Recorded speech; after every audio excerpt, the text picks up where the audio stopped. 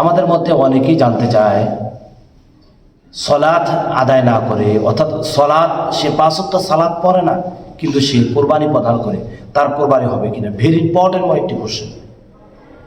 সালাত হচ্ছে আল্লাহ তাআলার ফরজময় একটি বিধান।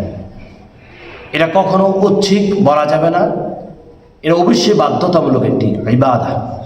আর কোরবানি হচ্ছে ওয়াজিবময় একটি ইবাদত। দুইটা আলাদা বিষয়। সালাত আল্লাহ তাআলার ফরজকৃতময় ইবাদত, কোরবানি ওয়াজিবকৃতময় একটি ইবাদত। আপনি যদি সালাত আদায় না করেন, অবশ্যই আপনি গুনাহগার হবেন। কিয়ামতের ময়দানে আল্লাহ সুবহানাহু ওয়া তাআলার কাঠগড়ায় আপনাকে অবশ্যই দাঁড়াতে হবে। আর আপনি কোরবানি প্রদান করেন, তাহলে আল্লাহ তাআলা অবশ্যই আপনাকে সওয়াব দিতে পারে, আশা করা যায়। কেননা সওয়াব দেওয়ার মালিক তো মূলত আল্লাহ সুবহানাহু ওয়া তাআলা। আমি সেটা আপনাদেরকে বলছি না সালাত না পড়ে আপনি কোরবানি প্রদান করুন। অবশ্যই যারা ওয়াজিবকে পূর্ণ করতে চায়, তারা তো মূলত আল্লাহকে সন্তুষ্ট করতে চায়, তারা অবশ্যই সালাত আদায় করবে।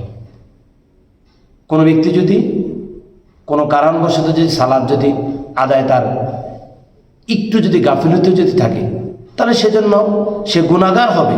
যদি কোরবানি প্রদান করে, সামর্থ্য রয়েছে, আল্লাহ তাআলা তার কোরবানিকে কবুল করবে।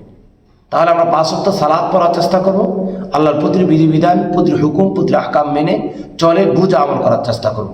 আর পাশাপাশি আল্লাহ তাআলার যে বিধান রয়েছে, হুকুম রয়েছে, সেগুলো মানব, কোরবানি প্রদান করব।